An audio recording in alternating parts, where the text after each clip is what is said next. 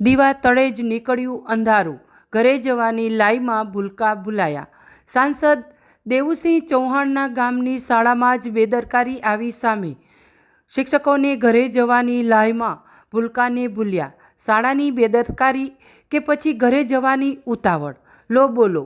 વિદ્યાર્થીનીઓ અભ્યાસ કરતી રહી અને શાળાને વાગ્યા તાળા.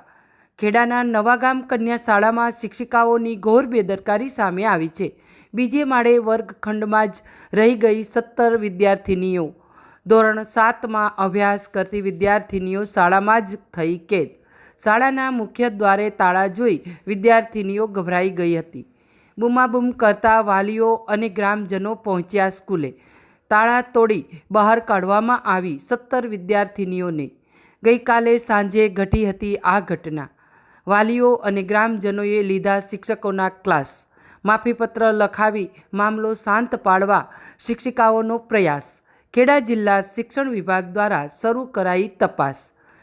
કસૂરવાર શાળાના શિક્ષકો સામે કડક પગલાં ભરવા માંગણી કરાઈ. અહેવાલ સંજય ચુનારા, ખેડા. મારું નામ પરમાર શ્રદ્ધાબેન અબ્દુલભાઈ છે. હું ધોરણ 7માં અભ્યાસ કરું છું. એટલે અમે રૂમમાં લખતા હતા. દાખલા છોકરી ગણાવતી હતી તે અમે ગણતા હતા અને ઠંડક હતી ને તે અમે બહેનું રાખીને એટલે દાખલા ગણતા હતા. અને એમાં બેને એક છોકરીને મોકલી બોલાવવા અને અમને સ્કૂલનો ટાઈમ થઈ ગયો તો એ ખબર નથી. અને એક છોકરીને મોકલીને તેના મમ્મી એમ કે વાંખીને જતા રહેશો નીચે. એટલે બેનને એવું લાગ્યું કે છોકરીઓ છૂટી ગઈ છે. એટલે બેન ખાલી નીચે 2 ઝપાન તારું મારીને જતા રહેતા. પછી તમને કેવી રીતે ખબર પડી શાળામાં? એટલે અમે નીચે 2 છોકરીઓ અને રોજ રાષ્ટ્રગીત ગવડાવો ને તો આજે ગવડાવ્યું એ દિવસ નતું ગવડાવ્યું.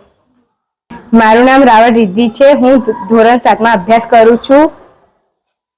પરમ દિવસ શું ઘટના બની હતી શાળામાં? પરમ દિવસ અમે સ્કૂલમાં દાખલા ગણતા હતા. આ છોકરી અમને દાખલા ગણાવતી હતી અને અમે અંદર દાખલા ગણતા હતા. ઠંડક હતી, તે રૂમ બંધ હતો ને તો એક છોકરીને ઉપર બેને જોવા મોકલી પણ રૂમ આડો જોઈને છોકરી નીચે જઈ. પછી એ દિવસ રાષ્ટ્રગીત નતું ગવડાવ્યું. ટાઈમે હરખો હતો ને એટલા માટે અમને ખબર ના પડી કે છૂટવાનો ટાઈમ થઈ ગયો છે. પછી અમે નીચે ગયા, પછી અમને તારું જોયું બંધ.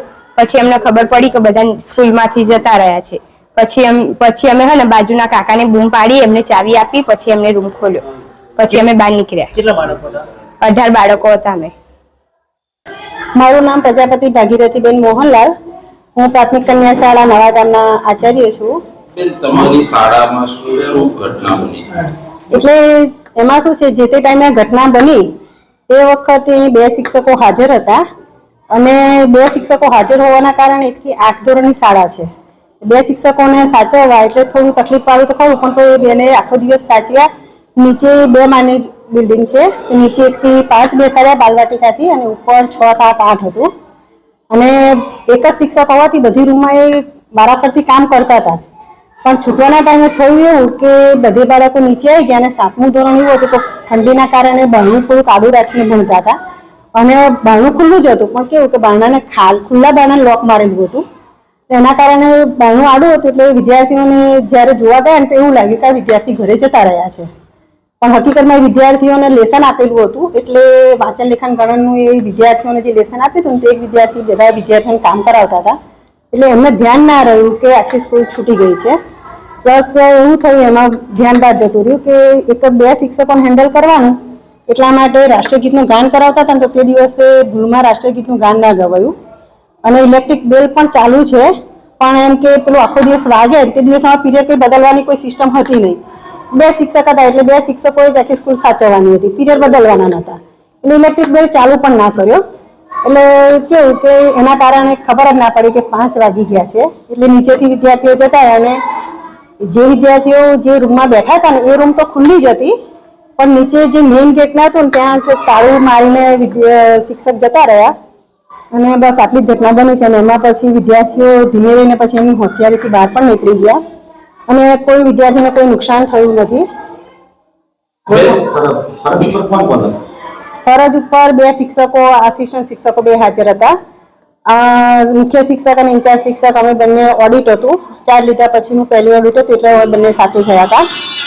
અને 2 શિક્ષકો જે હાજર હતા એમનાથી આવું થઈ ગયું છે. બે લાગે જ છે એટલે બે જવાબદારી. શું તમને લાગે છે કે બે જવાબદારી કહી શકાય? હા, તો બે જવાબદારી તો કહેવાય, પણ અમે એમને કડક સૂચના આપી છે, એમના ખુલાસા પણ લીધા છે, અમારા આગળ સુધી પણ વાત થઈ ગઈ છે અને એ પણ એમની રીતે પગલાં લેવાના જ છે.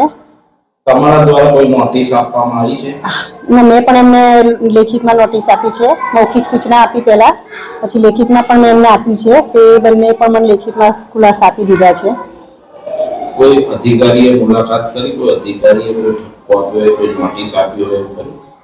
હા, એ પણ અમને અહીંયા આવી ગયા છે અધિકારી સાહેબશ્રીઓ પર. અને નોટિસ આપી તમને? એમણે અત્યારે તો નોટિસ મારે પણ એમને મેં ખુલાસો આપી દીધો છે કે મારાથી આ ભૂલ થઈ ગઈ છે. મૌખિક ખુલાસો નહીં બેન, તમને કોઈ લેખિત નોટિસ મળી છે?